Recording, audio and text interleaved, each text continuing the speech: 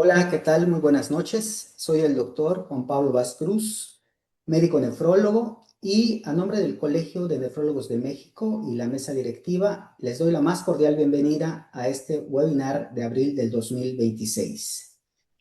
De hoy vamos a tocar un tema muy importante para todos nosotros los nefrólogos, que es el de la hiperfosfatemia en el paciente con enfermedad renal. Como todos nosotros sabemos, el manejo del fósforo representa uno de los pilares fundamentales en la práctica de la nefrología moderna, especialmente en el contexto de los pacientes con enfermedad renal crónica. Es por eso que, tomando en cuenta que además este trastorno no solo impacta la salud ósea, sino que también se asocia de manera muy significativa con calcificaciones vasculares y desde luego el aumento del riesgo cardiovascular. La noche de hoy tengo el gusto de presentarles al ponente que nos acompañará con este tema tan importante, el doctor Jesús Armando Aguilar Alonso. El doctor Aguilar Alonso es nefrólogo, egresado del Hospital de Especialidades del Centro Médico Nacional Siglo XXI.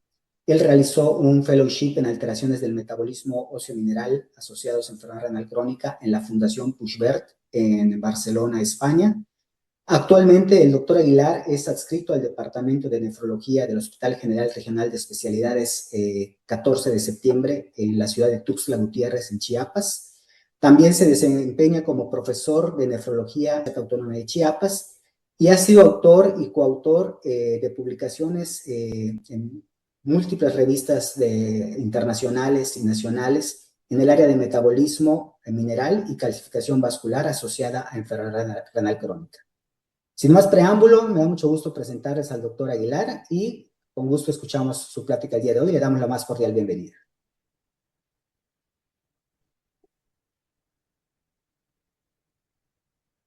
Hola, ¿qué tal? Buenas noches. Muchas gracias, doctor Vaz, por la introducción.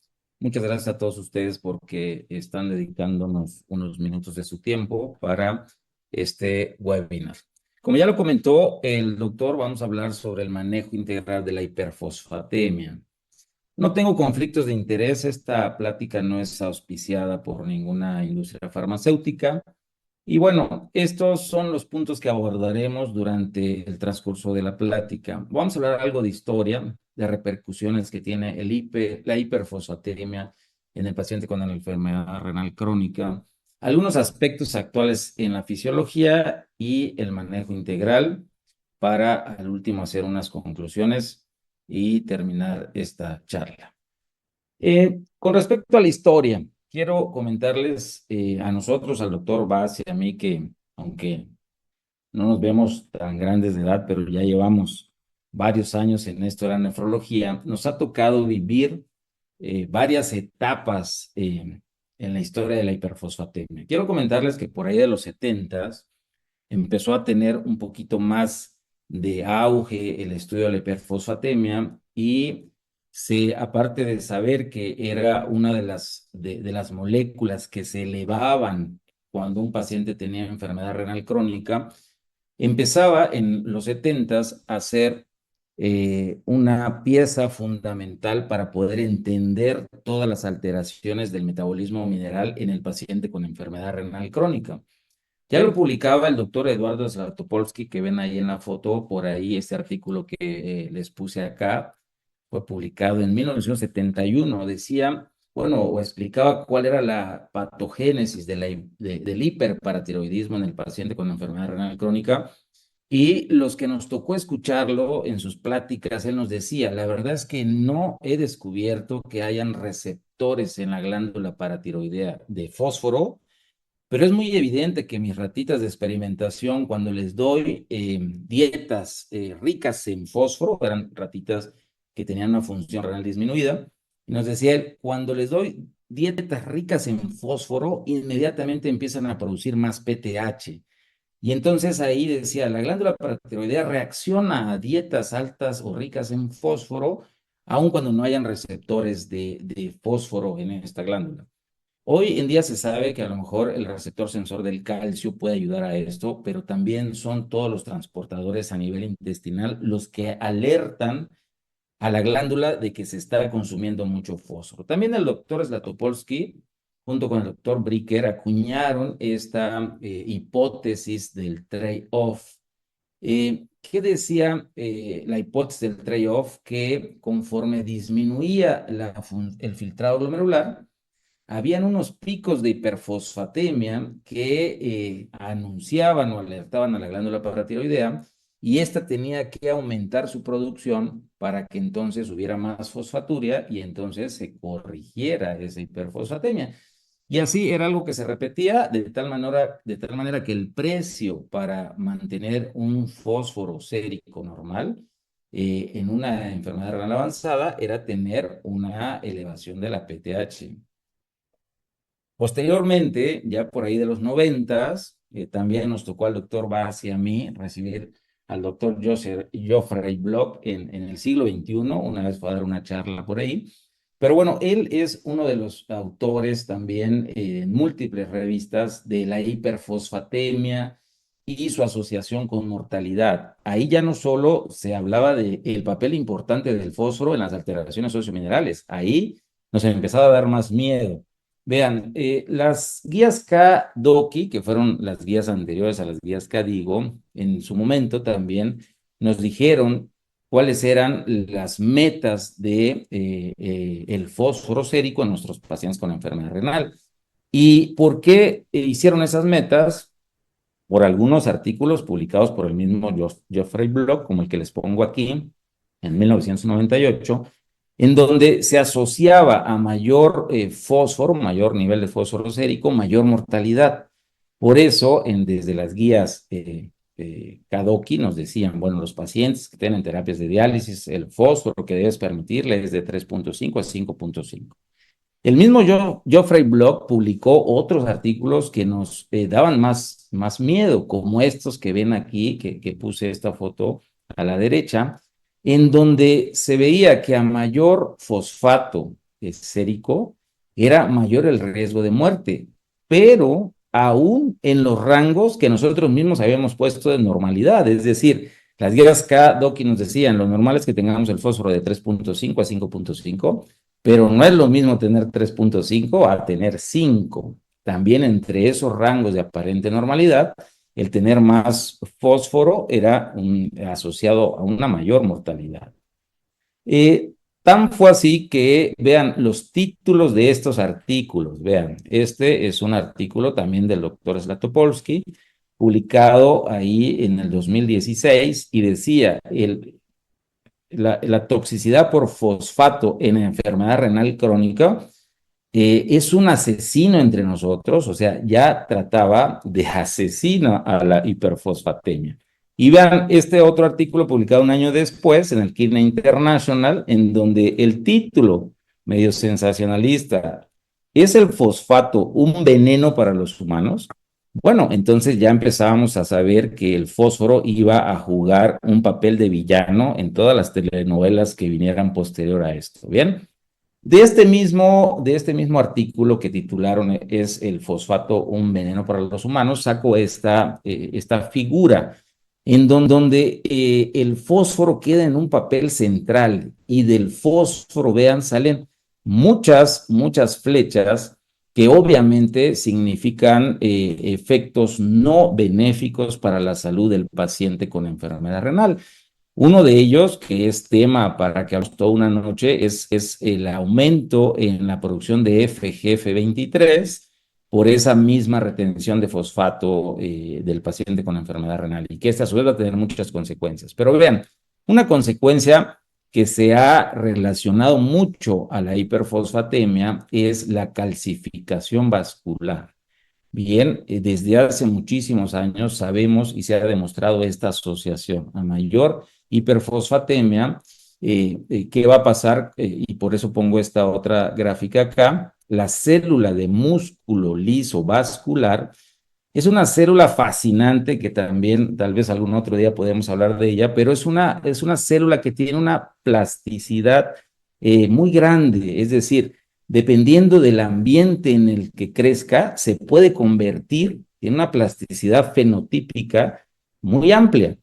Y en el paciente con enfermedad renal, ese ambiente rico en fósforo hace que tenga un cambio fenotípico y en vez de ser una célula de músculo liso vascular, cambia hacia una célula que parece más célula de hueso.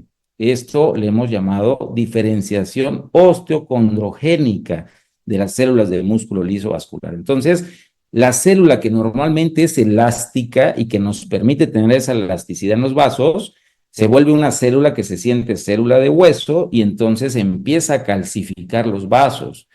Antes de que se lleve a cabo como tal la calcificación, antes de la calcificación hay rigidez porque ya perdió esa elasticidad que tenía. Y esa rigidez de los vasos, antes de la calcificación, ya empieza a aumentar la velocidad de onda de pulso y nos empieza a generar hipertrofia ventrículo izquierdo. En una etapa un poquito más avanzada, como tal, se presenta ya la calcificación vascular. Anteriormente pensábamos que la calcificación vascular nada más era de los pacientes que ya llevaban años en hemodiálisis, pero no es así. Nosotros en el 2021 publicamos un artículo de calcificación vascular en el paciente con enfermedad renal prediálisis. Y vean, 59% de los pacientes adultos con enfermedad renal prediálisis ya padecen algún grado de calcificación. E incluso en los niños que tienen enfermedad renal grado 5 y están en diálisis, imagínense los niños, 20% de ellos ya tienen calcificación vascular. Entonces, este es un problema muy severo que aumenta la mortalidad en estos pacientes y que tiene mucha asociación el fósforo con ello. Ustedes bien saben que el fósforo, obviamente, no lo podemos catalogar como un villano únicamente. El fósforo, el fosfato, es esencial para la vida de nosotros. Sustenta más de 1000 reacciones químicas, está involucrado en síntesis de ADN, ARN, es el más importante en la generación de monedas energéticas, ¿verdad? El ATP, que es la gasolina pura para nuestras células, está formado de fósforo, es decir, tiene funciones muy buenas y muy necesarias para la vida diaria, pero en el contexto de un paciente con enfermedad renal que no puede eliminar todo el sobrante de fósforo, ese aumento en la retención de fósforo es el que empieza a generar alteraciones. Entonces, tenemos que empezar por lo más importante. Un paciente que tiene enfermedad renal crónica tiene una disminución en la posibilidad de eliminar el fósforo, ¿bien? Ya lo ponía aquí en esta diapositiva, ¿verdad? Cuando estamos sanos, consumimos cierta cantidad de fósforo, esa cierta cantidad de fósforo que consumimos, una buena parte la absorbemos, se va a la circulación, y es el riñón quien finalmente elimina todo ese fósforo. Más o menos 900.000 miligramos de fósforo orinamos diariamente. Esto es en condiciones normales. Entonces, la principal vía de eliminación del fósforo es la vía urinaria. La vía fecal también tiene una eliminación, pero es mucho menor. La principal vía es la vía urinaria. Entonces, cuando un paciente tiene disminución en la función renal, empieza a tener disminución en la posibilidad de eliminar ese fósforo. Entonces, ¿cómo podemos ayudar al paciente con enfermedad renal para que no tenga problemas con el fósforo? Lo primero es la dieta. Bien, desafortunadamente hemos migrado a una dieta que tiene una gran cantidad de fósforo inorgánico. Vean, aquí pongo una tabla. Normalmente nosotros llevamos una dieta de 800, 1500 miligramos de fósforo al día. Las dietas occidentales se han reportado que llegan a ser dietas hasta de 2500 miligramos al día. De todo lo que comemos de fósforo, no se alcanza a reabsorber o a absorber, perdón, todo en el intestino. Más o menos tenemos una absorción de 67%, pero mucho va a depender de qué tipo de fósforo estamos consumiendo. Vean, pongo acá el tipo de fósforo que puede tener la dieta y puede ser un fósforo orgánico que viene en vegetales. Vean, este fósforo que viene en vegetales tiene una biodisponibilidad de 40-50%, es decir, no es tan fácil que nuestro intestino lo absorba. Si el fósforo lo obtenemos de dietas animales, de productos animales, tiene mayor biodisponibilidad, es decir, es más fácil para el intestino absorber este tipo de fósforo. Pero vean, el más peligroso de todos es el que actualmente ocupamos más, es el fósforo que viene en aditivos de alimentos, es decir, alimentos conservados. Hemos migrado de ir al mercado donde consumimos o compramos cosas frescas, todo lo compramos ya en el supermercado o en el Oxxo, pero todo viene ya enlatado. Todo eso que viene en latas, en cajas y demás, tienen aditivos, tienen conservadores que tienen una gran cantidad de fósforo y es un fósforo inorgánico que tiene una mayor biodisponibilidad, es decir, es más fácil absorber ese fósforo. No olvidemos también que los mismos medicamentos que le damos al paciente también están cargados de fósforo. Por ahí hay unas tablas de todos los medicamentos y su cantidad de fósforo, y dentro de los que más fósforo tienen está, por ejemplo, el amlodipino. El amlodipino, que a veces prescribimos nosotros para el control de la presión, también está cargado de fósforo. Entonces, mucho ojo con esto de la dieta. Bien, bueno,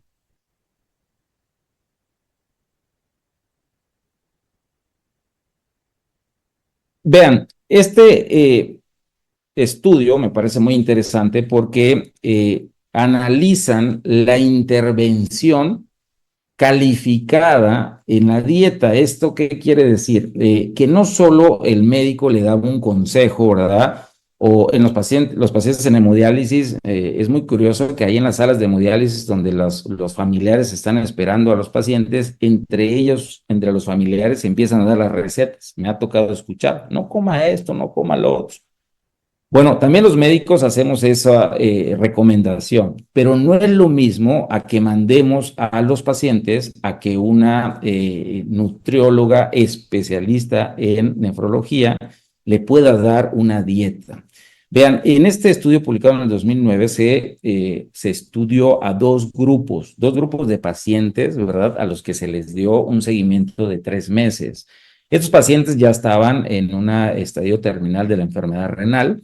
Y vean, un grupo que fueron 145 pacientes, se les dio una intervención, es decir, iban con la nutrióloga mensualmente a que les estableciera la dieta, y el otro grupo, el grupo control, no tenía ese seguimiento por una nutrióloga, simplemente las recomendaciones que dábamos los médicos en la consulta. Y vean, ¿cuál fue el resultado? En ese grupo de intervención, los pacientes pudieron reducir 1 miligramo por decilitro, bien, de su fósforo sérico, solamente por la intervención de una nutrióloga especialista en nefrología, contra los que llevaron una dieta, como bien pudieron hacerla, que sí hubo algo de descenso, pero no fue tan significativo. Entonces, un punto muy importante a los que vemos pacientes en estadios terminales de la enfermedad renal es mandarlos con nutriólogas especializadas. Bien. Vean, este es otro estudio que hace alusión a lo mismo, ¿verdad? Este fue publicado en el 2020. Esto es una revisión, ¿sí? Es un metaanálisis, una revisión de la literatura. Y lo que estudiaban era esto, ¿verdad? Que hubiera una intervención en dieta baja en fósforo otorgada por una nutrióloga especialista en pacientes con hemodiálisis. Se revisaron ensayos controlados entre el 2000 y el 2019, casi 20 años de estudio de revisión de la literatura, y hubieron una compilación de 168 trabajos, 12 de ellos fueron ensayos clínicos, 11 fueron aleatorizados. ¿Y qué resultados se obtuvieron? La terapia dietética mensual, bien, 20 a 30 minutos de consulta con la nutrióloga, redujo significativamente el fósforo en pacientes con hemodiálisis y que tenían una hiperfosfatemia. Entonces, y algo muy importante, no se comprometió el estado nutricional, que eso también puede llegar a pasar. Cuando somos muy simplistas y le decimos simplemente, ¿sabe qué? No coma ya nada de carnes.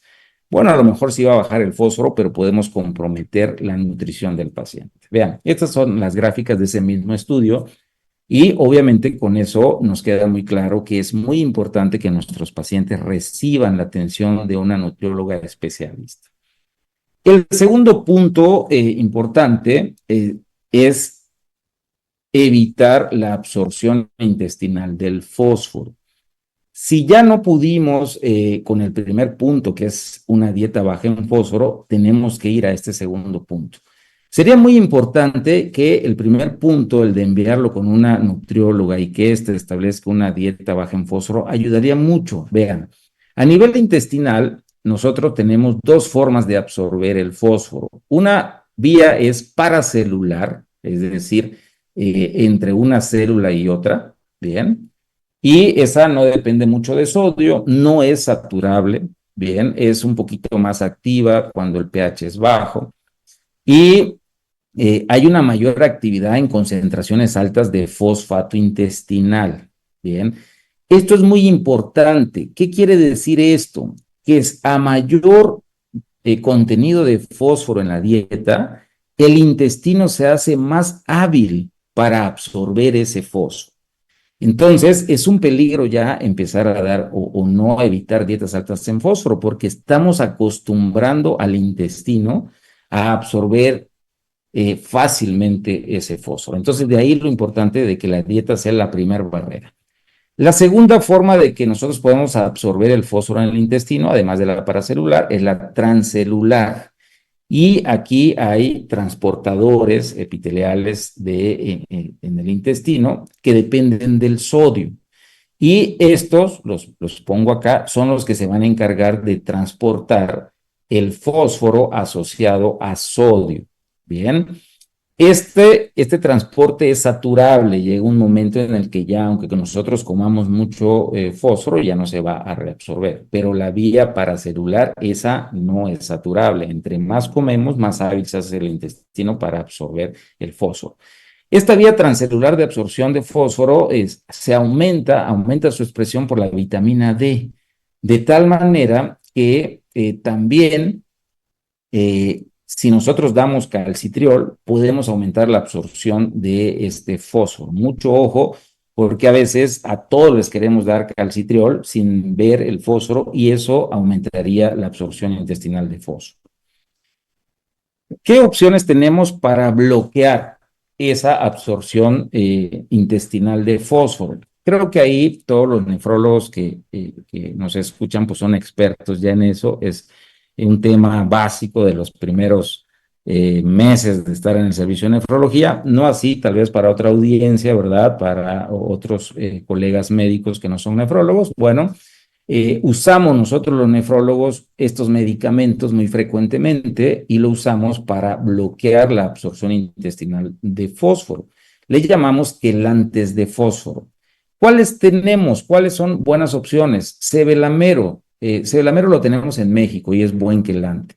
Puede ser también carbonato o acetato de calcio. Los tenemos también en México. Aquí hay otro fármaco que se utiliza para inhibir la absorción de fósforo intestinal, pero no lo tenemos en México, que es Tenapanor. Pero estos tres sí los tenemos. Y también podemos inhibir la absorción transcelular de sodio, y esto lo podemos hacer con nicotinamida, que también es poca la experiencia que tenemos en México y casi no la usamos. Casi siempre acá los nefrólogos tenemos como recurso estos quelantes de fósforo. E inclusive los que trabajamos en IMSS o en ISSSTE los tenemos. ¿Qué necesitamos saber de este uso de quelantes de fosfato en la vida real? Vean, 80% de los pacientes en diálisis reciben un quelante. ¿Esto qué quiere decir? Que aun cuando el paciente recibe una terapia de diálisis, no es suficiente para mantener el control o mantener las cifras de fósforo sérico en la meta, que sería menos de 5.5. De tal manera que el 80% de los pacientes tienen que tomar un quelante. Pero vean, cuando empieza el paciente a tomar un quelante, a veces tiene un mayor apego y entonces vemos una disminución en su fósforo sérico. Pero vean, en este estudio nos comentan que es muy difícil que un paciente pueda lograr por más de 6 meses mantener su fósforo menos de 5.5. Al inicio del tratamiento sí, solo un 41% no lo logra, se mantiene arriba de 5.5. Pero cuando llega más o menos a los 6 meses, el 93% de los pacientes tienen más de 4.5 de fósforo. Es decir, que aún con el uso de quelantes no logramos mantener a los pacientes con el fósforo ideal. ¿Y qué puedo comentarles además de eso? Vean, ¿qué tan efectivos son los quelantes? La verdad, a veces pensamos que ya cumplimos como nefrólogos en darle una tableta de cebelamero a la hora que él la quiera tomar y con eso ya la hicimos. No, no es así. Vean, este artículo publicado en el 2022 hace alusión a cómo manejamos nosotros los nefrólogos más o menos el tema del fósforo. Normalmente en una dieta promedio tenemos 1.400 miligramos de fósforo, pero de esos solo absorbemos 980 miligramos. El resto, 420 miligramos, no lo absorbemos.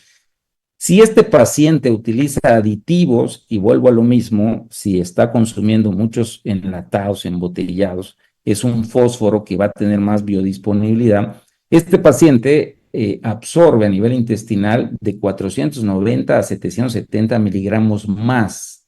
¿Esto qué quiere decir? Que nuestros pacientes están ingresando más o menos 1.470 a 1.750 miligramos de fósforo diariamente. Y vean, nuestros recursos terapéuticos, los quelantes de fósforo, que es los que he estado hablando hace unos minutitos, ¿qué capacidad tienen para reducir este fósforo que ha ingresado a nuestro cuerpo? Vean, solo en promedio 300 miligramos. 300 miligramos es el impacto de usar en promedio los quelantes de fósforo.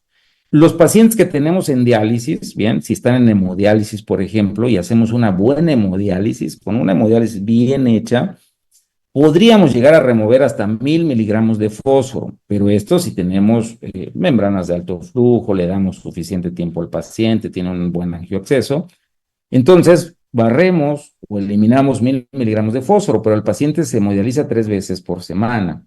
Entonces, si hacemos la división, estamos por día removiendo por hemodiálisis más o menos 430 miligramos. De tal forma que nos quedan de 740 a 1.000 miligramos de fósforo que no los pudimos eliminar. Ni se eliminó por la hemodiálisis, ni se evitó la absorción por quelantes. Entonces, es un reto muy grande el que tenemos los nefrólogos para poder tener mejores números. Bien, vean, la efectividad que tiene cada uno de los quelantes los pongo aquí en esta tabla. El carbonato de lantano, por ejemplo, es muy efectivo, pero no lo tenemos en México. Más o menos una tableta de 1.000 miligramos que la 135 miligramos de fósforo. Para la dosis máxima permitida de carbonato de lantano, tendríamos como posibilidad de quelar fósforo 403 miligramos al día.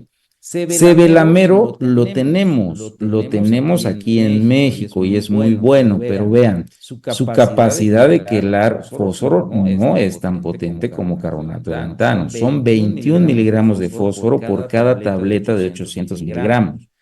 Para la dosis permitida que tenemos en el uso de cebelamero, estaríamos evitando la absorción de 378 miligramos al día. Acetato de calcio también lo tenemos y también tenemos carbonato de calcio. Bien, ya ven que lo damos a veces artesanalmente o también TUMS, que a veces utilizamos, es carbonato de calcio. Acetato de calcio es menos comercializado, pero hay en algunas farmacias especializadas de nefrología y lo podemos usar. En la mayor parte de los países utilizan más acetato que carbonato. Por eso en estos estudios utilizan acetato de calcio. Mucho ojo con el acetato de calcio. Me he dado unos sustos tremendos cuando yo mando a un paciente a que compre acetato de calcio en cápsulas y me manda un mensajito por WhatsApp: doctor, no encontré en cápsulas, pero sí lo encontré en polvo. Y yo, caray, hay por ahí un medicamento que utilizan los dermatólogos, pero es tópico y trae acetato de calcio con magnesio. Y suena como muy buen quelante, pero es para uso tópico. Ya me ha pasado 2, 3 veces que mis pacientes, al no encontrar acetato de calcio y nadie leer, ni el paciente ni el de la farmacia, le dicen: vea, este también tiene acetato de calcio, pero es para uso tópico. Entonces, mucho ojo con eso. ¿Cuánto quela de fósforo una cápsula de acetato de calcio? 44 miligramos. Bien. De tal forma que el uso de quelantes de fosfato no nos va a corregir todo el problema del fósforo. Vean, esto es un metaanálisis, así como les presenté metaanálisis de lo que impacta la dieta, también les presento estos metaanálisis con el uso de quelantes, ¿bien? Básicamente, en este metaanálisis comparan el uso de cebelamero contra el uso de quelantes de calcio, ¿bien? Y obviamente el cebelamero tiene mejores resultados, ¿bien? Los quelantes de calcio se han asociado a un mayor índice de calcificación de arteria coronaria y de la aorta. Entonces, y también de hipercalcemia. Entonces, desafortunadamente, por una parte, disminuimos el fósforo sérico, pero los quelantes de calcio sí tienen una mayor asociación a calcificación vascular que no lo tiene cebelamero. Entonces, creo que es una mejor opción cebelamero. Vean, esta es otra revisión, es una revisión, es un metaanálisis publicado en el 2025, hace un año, y vean, comparan, por ejemplo, cebelamero contra calcio y dice que cebelamero puede reducir discretamente la mortalidad por todas las causas, bien, discreto efecto en calcificación coronaria, efectos inciertos en mortalidad cardiovascular, pero sin menos riesgo de hipercalcemia. Entonces, definitivamente aquí en México que tenemos estas dos opciones, pues bueno, sí podemos usar cebelamero adelante porque sí es un poquito más caro, pero por ejemplo, en el IMSS o en el ISSSTE lo tenemos. También en este metaanálisis hacen comparaciones entre lantano y calcio, ¿verdad? Lantano tiene un discreto efecto en mortalidad en todas las causas, mortalidad cardiovascular, menos hipercalcemia y efectos inciertos en calcificación coronaria. Es decir, cebelamero y lantano parecen tener un mayor perfil de seguridad cuando usamos quelantes con respecto a los quelantes de calcio. Bueno, ¿qué otra cosa quiero comentarles? Vean, esta figura lo vamos a publicar en un artículo que está en revisión, ¿bien? ¿Y a qué hace alusión esta figura? Les digo, lo primero que tenemos que evitar es que haya tanto fósforo en la dieta. Lo segundo donde podemos actuar es que el intestino no absorba ese fósforo. Pero una vez que ya está en la circulación, este fósforo, ya estamos en problemas. ¿Por qué? Porque se ha visto que una vez que el fósforo está en circulación, se empieza a absorber por algunos tejidos, ¿bien? Y entonces, en un paciente sano, empieza a comer fósforo y el riñón empieza a eliminar ese fósforo. ¿Por qué eliminamos ese fósforo? Porque se detecta esa dieta rica en fósforo, producimos FGF23, producimos PTH y estas dos hormonas son fosfatúricas. Entonces, FGF23 tantito se eleva porque comimos mucho fósforo y el riñón inmediatamente lo empieza a eliminar. Pero cuando la función renal no es normal, entonces ese fósforo no se elimina tan rápido como debería eliminarse. Y vean, este artículo publicado en el 2025 está genial. ¿Y qué nos dice al final de este artículo? Vean, en este artículo, en este estudio, utilizaron fosfato radioactivo, ¿bien? Y se lo administraron, ¿bien? A ratitas de experimentación. Y vean, ¿qué se observó? Que el tejido puede captar el fosfato en 30 minutos. Bien, una vez que el fósforo ya está en circulación, todos los tejidos pueden servirse de él y en 30 minutos ingresarlos. Recordemos que el fosfato, el fósforo, se encuentra a nivel intracelular.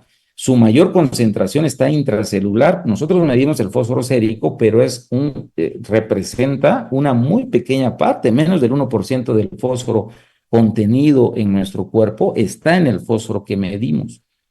Y vean, cada tejido tiene una capacidad diferente para servirse de ese fósforo que hay en la circulación. ¿Y quiénes son los tejidos que más ávidos son de fósforo? El riñón, el hueso, el corazón, el hígado y el pulmón. Estos fueron los que mostraron una mayor cantidad de este fosfato radiactivo. Entonces vean, ¿cómo hicieron este experimento? Le pusieron a ratitas sanas, ¿verdad? Infusiones de fosfato marcado, bien, radioactivo, y después de 4 horas, los niveles de fósforo sérico estaban normales. Pero ojo, solo el 50% de ese fosfato se había eliminado por la orina.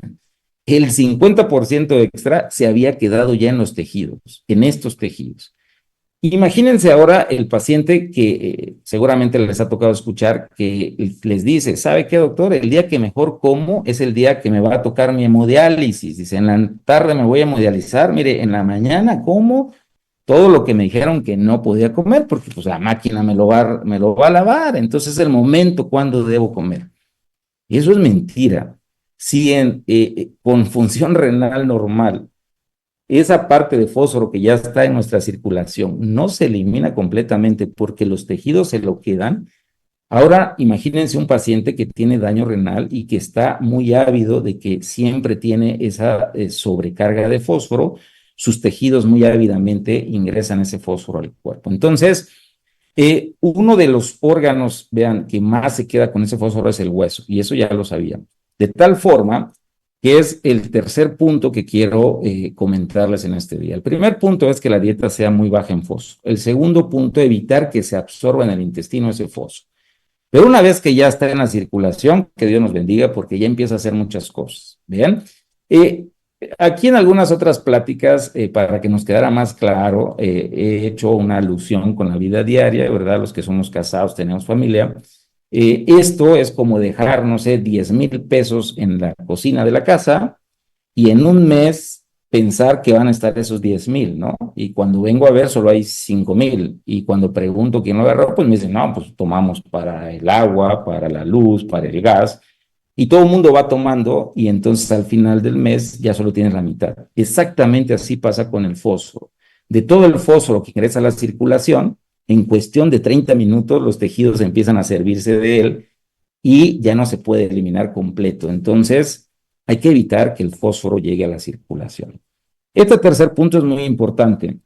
Ya cuando un paciente lo tenemos con una dieta baja en fósforo, cuando está tomando sus quelantes de fósforo, a veces llega a consulta con nosotros y sigue teniendo el fósforo muy alto y lo regañamos y le decimos que es un mal paciente y demás.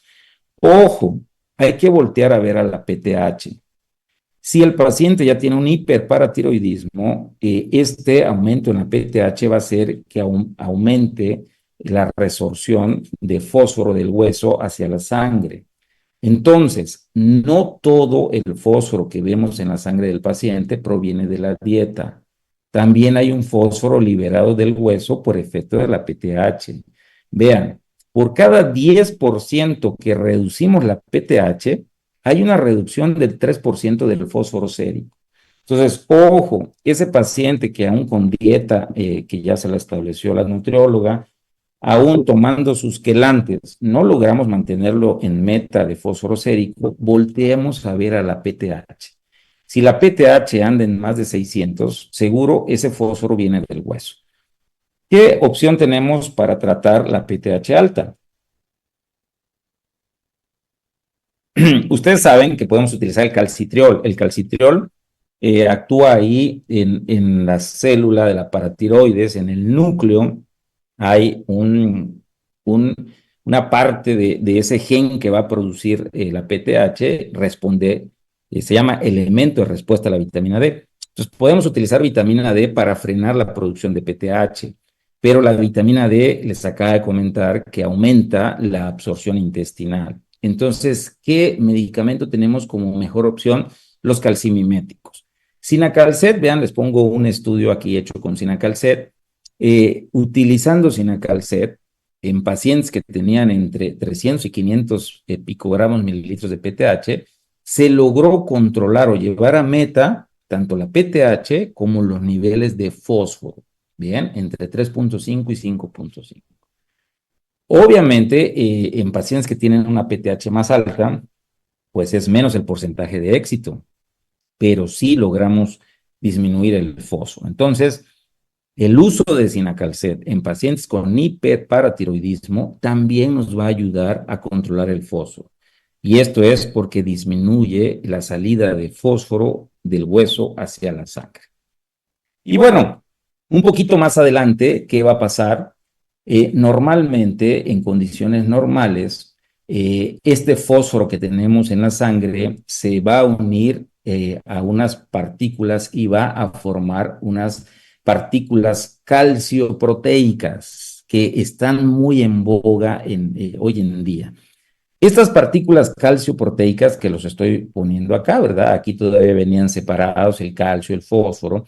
Estas partículas calcioproteicas en condiciones normales y con un hígado sano, el hígado nos va a ayudar a eliminar esas partículas calcioproteicas.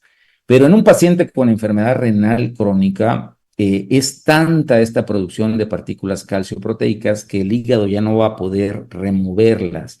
Y se ha visto que este aumento en la concentración de partículas calcioproteicas son las que directamente nos van a generar calcificación vascular, y por eso en esta imagen pongo estas que parecen unas nubes que representan vasos ya calcificados. Y esos vasos calcificados van a afectar al corazón, van a generar hipertrofia ventrículo izquierdo y también van a calcificar las válvulas del corazón. Vean, entonces, esto está muy en boga. La presencia de estas partículas calcioproteicas son las que nos van a aumentar el riesgo de que tengamos nosotros calcificación vascular. Vean, de tal forma que hemos migrado de la primer teoría del trade-off, ¿verdad? En donde nos decían que la PTH elevada era la que en un momento dado teníamos que tener para que el fósforo no subiera. Aquí nada más habían 4 integrantes, ¿verdad? Calcio, fósforo, PTH. Bueno, 3, ¿verdad? Y el filtrado glomerular. Se migró a esta teoría. Por ahí del 2000, Makoto Kuro descubre el gen de cloto, que es una molécula sumamente interesante, y también nos reestructura todo esto y nos dice Makoto Kuro, dice, no, lo primero que pasa cuando disminuye el filtrado glomerular es que el cuerpo sensa que hay una cantidad de fósforo mayor, y eso hace que tengamos mayor producción de FGF23. FGF23 tiene un efecto en disminuir la producción de vitamina D para que no absorbamos tanto fósforo a nivel intestinal. Pero esta disminución en la vitamina D nos va a generar elevación de la PTH, porque recuerden que la glándula paratiroidea tiene un elemento de respuesta a la vitamina D, y al haber deficiencia de vitamina D empieza a haber elevación de PTH. Y ya por último, hay hiperfosfatemia. Bueno, esa era una teoría. Hay una teoría más nueva que deriva de todos estos estudios que se han hecho, y esto lo proponen el año pasado, en el 2021. ¿Y qué es esta teoría? Bueno, que después de que se eleva FGF23 y que al mismo tiempo disminuye cloto a nivel sérico, ¿verdad? Cloto, recuerden que la mayor producción de cloto es en nuestros riñones, ¿verdad? Makoto Kuro descubrió que este gen cloto es un gen que al estar bloqueado tenemos un fenotipo de envejecimiento acelerado. Bien, entonces casi al mismo tiempo hay disminución en la producción de cloto, aumento en la producción de FGF23, disminuye la vitamina D, aumenta PTH, pero ahora se le agregan estas dos cosas, ¿bien? Aumento de las partículas calcioproteicas a nivel de la circulación, y aumento de fósforo a nivel tisular, que eso no lo medimos en el fósforo que nos miden en la sangre, ¿bien? Y por último, elevación del fósforo sérico, de tal manera que cuando se eleva el fósforo sérico ya hay demasiadas cosas malas en nuestra circulación. Y bueno, vean, esto es una gráfica que publicamos en el artículo que les comentaba de calcificación vascular. Bien, en el paciente con enfermedad renal crónica hay los inhibidores de la calcificación vascular están disminuidos y los promotores de la calcificación vascular están aumentados. Uno de ellos, estas partículas calcioproteicas. Estas son las que nos van a generar calcificación vascular. Y entonces, estas partículas están en relación a la cantidad de fósforo que tuvimos nosotros a nivel sérico. ¿Cómo podemos remover estas partículas? El fósforo es factible removerlo con nuestras terapias de diálisis, ¿bien? La hemodiálisis, la diálisis peritoneal es capaz de remover este fósforo, pero las partículas calcioproteicas no son tan fáciles de remover. Sin embargo, el mismo Makoto Kuro está haciendo estudios con filtros de hemodiálisis a los que les pone alendronato. Y esto parece ser muy efectivo para remover esas partículas calcioproteicas. Entonces, ese va a ser el futuro de la hemodiálisis. Bien, ya filtros que tengan alto flujo, pero que además tengan esa posibilidad de remover no solo el fósforo sérico, sino también estas partículas calcioproteicas. Vean, este es un artículo publicado en el 2023 en la reunión, bueno, en el Congreso Americano de Houston del 2025, hace unos meses. Inclusive nos pasó unos videos el doctor Makoto Kuro. Esto lo está haciendo en cerditos, ¿no? Cerditos que los llevaron a una enfermedad renal terminal, que los están hemodializando, y a estos cerditos los están hemodializando con filtros con alendronato. Y se ha visto que con estos filtros la disminución de estas partículas calcioproteicas en plasma es muy importante. Esto abre la posibilidad de que podamos utilizar esto en nuestros pacientes y entonces tener pacientes menos calcificados. Vean, estas son el estudio del corazón de estos cerditos después de que son sacrificados y cómo es muy efectivo el uso de estos filtros con alendronato. De tal manera que, como está en boga, ¿verdad? Está muy de moda el número 4 en todo, ¿verdad? En la política, en la medicina, todo es 4, ¿verdad? Los endocrinólogos, los nefrólogos que ven enfermedad renal diabética dicen, ¿verdad? Las 4 pilares del tratamiento de los cardiólogos que ven insuficiencia cardíaca, ¿verdad? Tienen el tema de los 4 fantásticos. Entonces, no quería yo quedarme con las ganas de poner también aquí en este tema los 4 pilares que debemos tener para controlar el fósforo de nuestros pacientes. Y esos 4 pilares son los que ven aquí. Punto número 1, dieta baja en fósforo. Pero esta dieta la tiene que prescribir y le tiene que dar el acompañamiento mensual. Bastan 20 a 30 minutos de visita con nuestra nutrióloga para que de verdad haya un impacto por la pura dieta hasta de 1 mg/dl de fósforo en estos pacientes. El pilar número 2 es bloquear la absorción intestinal de fósforo. ¿Y esto cómo lo vamos a hacer? Utilizando quelantes. El quelante que tengamos más disponible, ese lo usemos, pero lo usemos bien. Le digamos al paciente en qué momento lo va a tomar. Llegan muchos pacientes conmigo y le digo, ¿a qué horas toma su quelante? Pues ahí en el momento en que menos pastillas tomo, por ahí de la tarde. A ver, si toma un quelante cuando ya tiene 2 horas que comió, pues no le va a funcionar de nada. El quelante lo tenemos que prescribir justo al inicio de los alimentos, justo cuando va a iniciar el desayuno, la comida y la cena.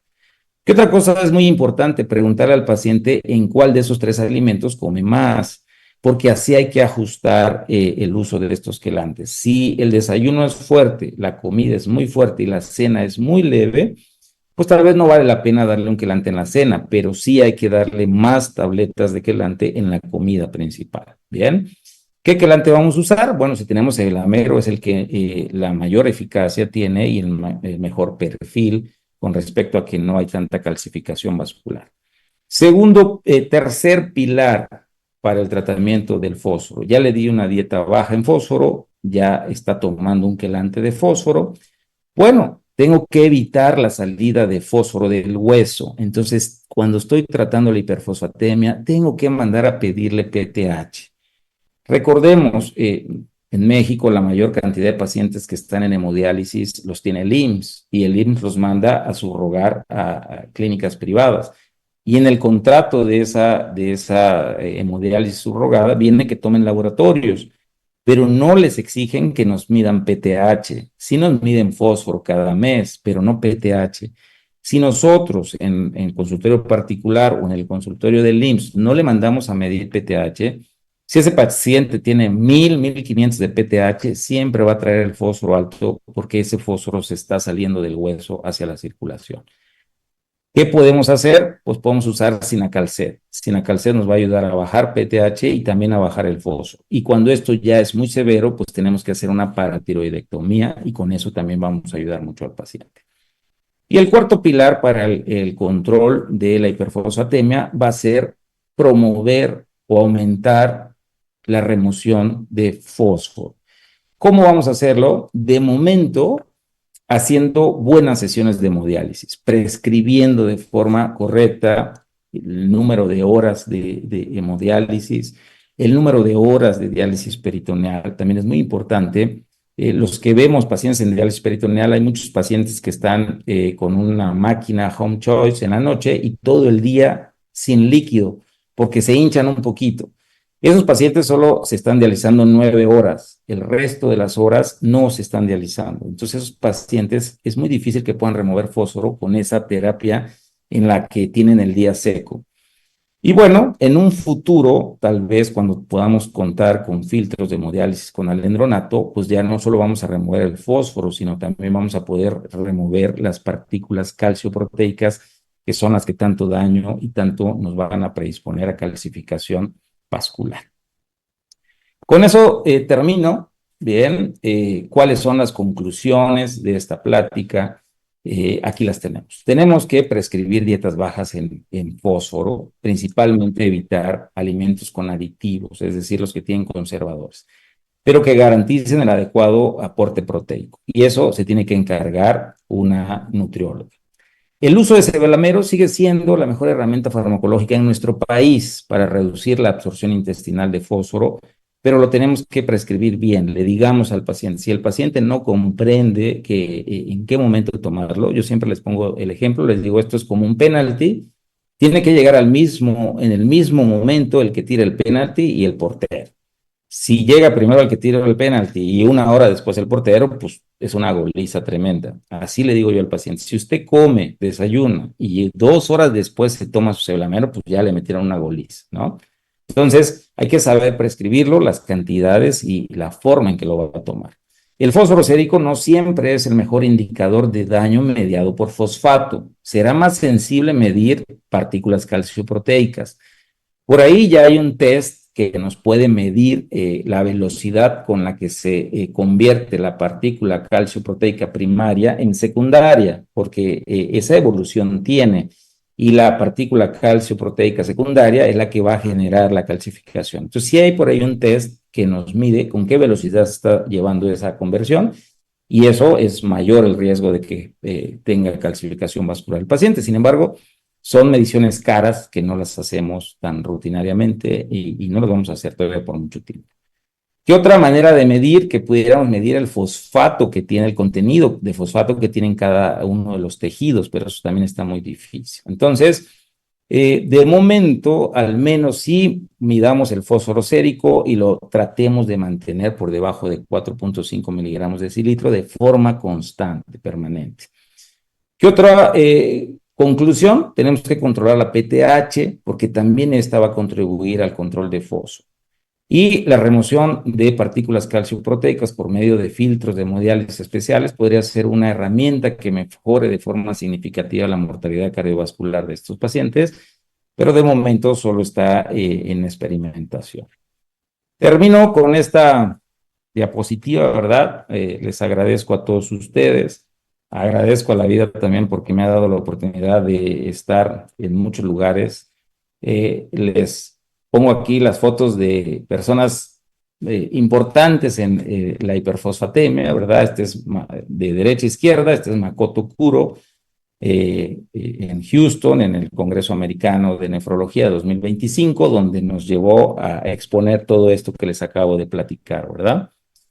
Vean, unos años atrás, 2016, tuve la grandiosa experiencia de dar una plática junto al doctor Eduardo Zlatopolsky. Esto fue en Tecate, Baja California, y pues siempre fue un señorón, el doctor Eduardo Zlatopolsky, y fue todo un éxito esta charla. El doctor muy humilde, revisamos nuestras diapositivas, nos intercambiamos diapositivas.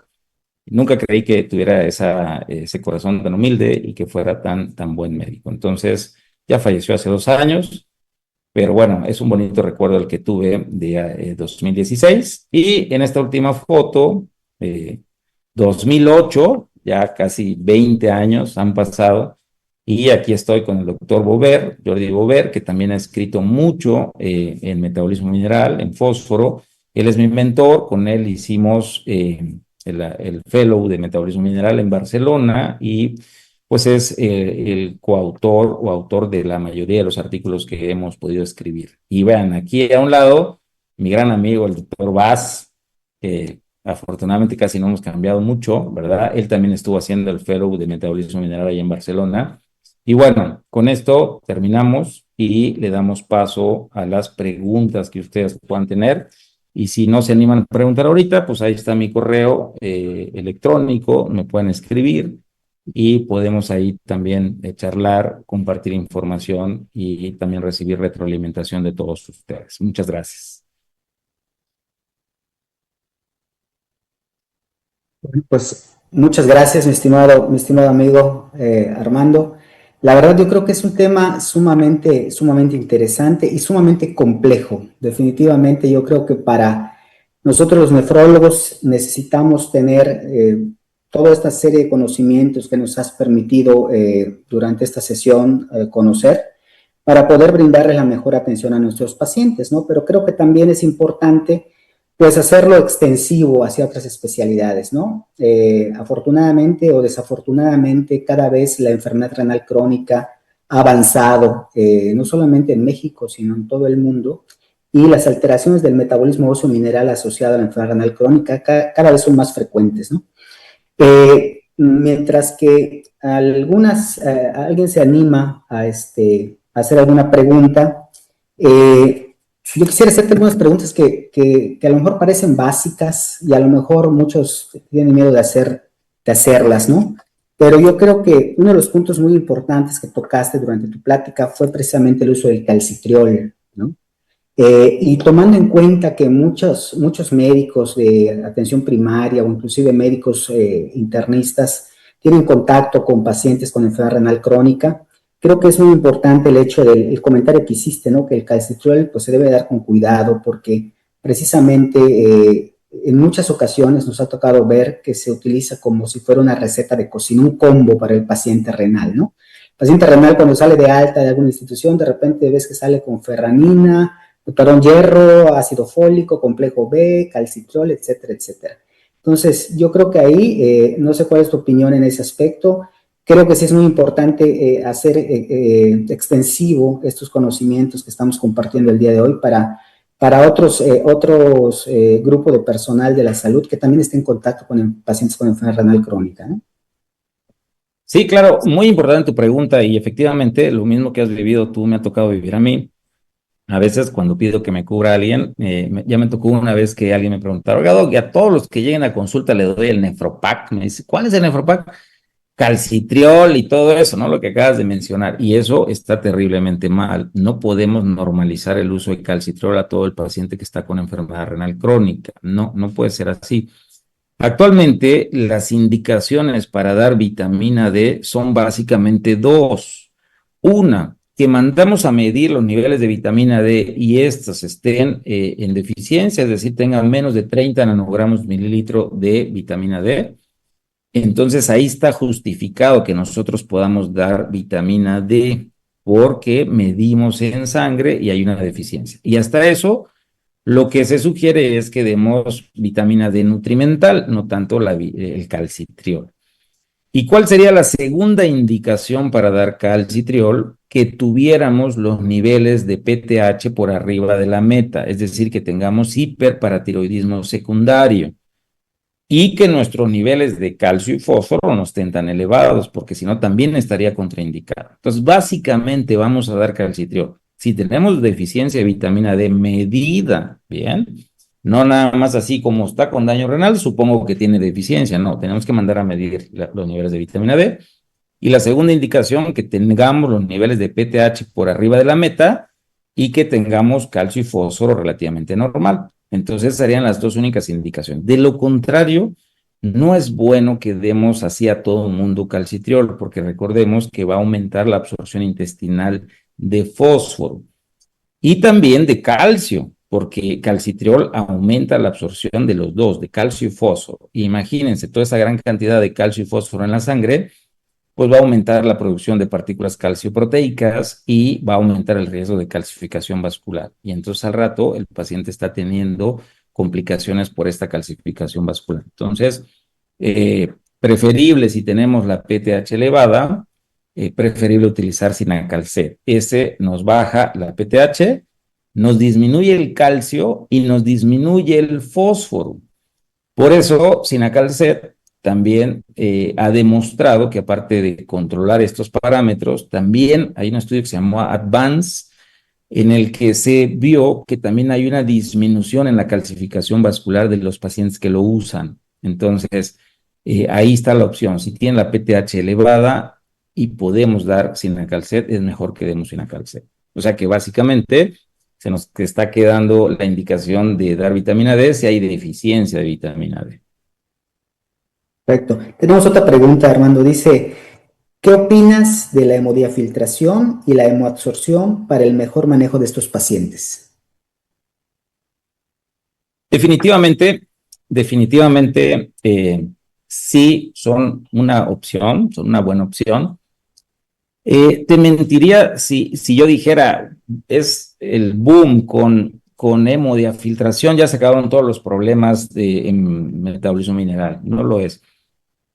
Tuve la oportunidad, tal vez me está escuchando el doctor Santos, tuve oportunidad de trabajar en las unidades de él y tener aquí en Chiapas hace muchos años varias máquinas de hemodiafiltración y le hicimos hemodiafiltración a los pacientes que teníamos subrogados del IMSS. Y bueno, habría que estudiar muchas cosas, pero aunque sí hubo un impacto en que disminuyó un poquito el fósforo, en las demás cosas, PTH, por ejemplo, no se modificó mucho, entre otras cosas. Entonces, que yo les pudiera decir que con hemodiafiltración se acabaron los problemas, no, todavía no hay tanta evidencia que diga, vámonos, con eso se acabó. Inclusive también hay estudios de el ejercicio, haciendo ejercicio durante la sesión de hemodiálisis y hay resultados controvertidos. Algunos dicen que sí aumenta la remoción de fósforo, algunos no. Definitivamente sí es una mejor terapia la hemodiafiltración con respecto a la hemodiálisis convencional. Y en la experiencia que tuvimos, por ejemplo, en hemoglobina, ni siquiera se explica bien por qué, pero los pacientes empezaron a tener una menor necesidad de agente estimulante de eritropoyesis. Mantenían hemoglobinas normales, incluso suspendiéndoles esta. Es muy probable que la inflamación cuente ahí, tenga un papel importante, que disminuya o que pueda eliminar estas nuevas terapias de hemodiafiltración y hemoabsorción que puedan ayudarnos con las partículas de inflamación, con las moléculas de inflamación. Y seguramente sí es muy buena terapia, pero de momento no les podría yo decir que con ellas se nos acabaron los problemas de metabolismo mineral. Perfecto. Tienes saludos del doctor Naranjo y tiene una pregunta sobre las partículas calcioproteicas y su relación con la diabetes mellitus tipo 2. Si tú consideras que puede estar potencializado en estos pacientes con diabetes mellitus tipo 2. Fíjense que no he estudiado, la verdad es que les mentiría si yo les digo que ya revisé algún artículo en el que se relacione, pero habría que buscarlo, ¿eh? Por ejemplo, cloto sí es una molécula, la disminución de cloto sí es una molécula que afecta y he visto casi que todas las especialidades en algún momento van a tener que hablar de cloto. ¿Vean? Pero de estas partículas calcioproteicas, de momento, yo al menos no he leído nada que tenga algo que ver con la diabetes o con la función de las células pancreáticas, pero es una buena pregunta. Prometo la próxima vez tener algo o de plano decir no he leído nada de eso, ¿no? Y ya para terminar, es una pregunta que está dividida en dos partes. La primera es cómo monitorear los quelantes de fósforo en medio ambulatorio y yo supongo que hay un paciente que está obviamente en diálisis y en hemodiálisis específicamente, cada cuánto tiempo se recomienda evaluar el fósforo para pues, determinar que la prescripción también de la hemodiálisis está siendo efectiva, ¿no? Como un factor de los 4 pilares que comentaste. Bueno, empiezo contestando la segunda pregunta. En pacientes en hemodiálisis hay que medirles cada mes el fósforo serio. Hay que medirles cada mes y hacer los cambios pertinentes con la prescripción de la hemodiálisis, con la prescripción de los quelantes, ¿no? Entonces, esa es la indicación para pacientes en hemodiálisis. Para pacientes que están en diálisis peritoneal, pues cada tercer mes, que es cuando por lo regular lo debemos de ver al paciente en diálisis peritoneal. Esas son las frecuencias con las que debemos medir fósforo. Y con respecto al apego, ahí es bien difícil. Tenemos que tener en cuenta que el paciente, entre menos tabletas les des, es mucho mejor. Y en ese sentido, bueno, también Lantano tiene ese mayor apego porque por cada tableta se quela más fósforo. Entonces, en los países donde lo tienen, ese es un punto muy importante porque tiene mayor apego el paciente. Para Cebelamero, en el estudio más grande que se hizo, que era el estudio tratado a meta, ¿no? Treat to Goal, para que pudieran tener los pacientes la meta de fósforo que era menor de 5.5 en el brazo que estaba estudiado con Cebelamero, se llegaron a tomar hasta 14 tabletas de Cebelamero al día para que pudiera lograrse la meta de fósforo. Recuerden que Cebelamero, la estructura del cebelamero no se absorbe en el intestino, entonces no vamos a encontrar cebelamero acumulado en el hígado, en el cerebro, en ningún lado. No se absorbe, se queda ahí en el intestino. Sí pudiera pasar que al darle muchas tabletas, pues tenga tal vez trastornos digestivos. Pero a lo que voy es que no le tengamos miedo, porque a veces le damos una tableta de cebelamero al día. Eso no va a ayudar. Bien, recuerden que de todos los que mencioné, el cebelamero es el que tiene menos poder que el ante, 22 miligramos de fósforo por cada tableta de 800 miligramos. Entonces, en lo personal, casi todos los pacientes están conmigo, obviamente depende del fósforo, pero tienen 6, 7 tabletas para que podamos llegar a la meta y se puede subir, les digo, en ese estudio se llegó hasta 14 tabletas sin ninguna preocupación. Entonces, hay que tratar de ver, por ejemplo, en su momento había una presentación también de sobres, de gel, ahorita no la hay. En su momento, cuando salió cebelamero, salió hidroxicloruro de cebelamero y también carbonato de cebelamero. Y carbonato de cebelamero venía en sobrecitos y ese tenía más apego porque un sobrecito equivalía como a 3 tabletas. Siempre tratemos de ver que sean el menor número de tabletas las que usemos. Siempre hay que estar pendientes de él. Por ejemplo, en el IMSS, me llama la atención cuando le tengo prescritas 6 tabletas al día y cuando le digo, ¿no quiere receta? Me dice, no, ahí tengo bastante en mi casa. Entonces la matemática no cuadra, ¿verdad? Si se toma 6 diarios y le ha sobrado muchos en su casa, no se las toma. Porque bueno, sí traen 80 tabletas, pero para lo que toman se deberían acabar 1 o 2 frascos. 180 tabletas trae cebelamero el frasco. Entonces, esas son algunas herramientas que tenemos que hacer o de plano pedir que nos traigan los frascos vacíos, porque de lo contrario, pues es difícil a veces que el paciente se apegue. Es muy importante que eduquemos al paciente. El fósforo no da tantos síntomas, entonces el paciente a veces siente lo mismo tomando el quelante o no tomándolo, diferente a otras cosas, ¿verdad? La presión, porque no toman la pastilla de la presión, se les sube y les da dolor de cabeza y dicen, no, sí me la voy a tomar. La hiperfosfatemia, como no da tantos síntomas, a lo mejor un poquito de prurito, a veces el paciente no lo toma y siente lo mismo tomándolo o no tomándolo. Pero sí le va a ir peor si tiene 6 de fósforo a que tenga 4 de fósforo. Y eso hay que explicarse. Y entonces así como que empieza a tener más apego a ese tratamiento. Perfecto. Pues Armando, te agradecemos mucho realmente esta excelente charla que nos has compartido el día de hoy. A nombre del Colegio de Nefrólogos de México, te agradecemos obviamente a ti y les agradecemos a todos ustedes el haber acompañado esta noche en este webinar. Sin más por el momento, pues nos despedimos agradeciéndoles a todos ustedes y deseándoles que pasen muy buenas noches. Muchas gracias a todos. Hasta luego.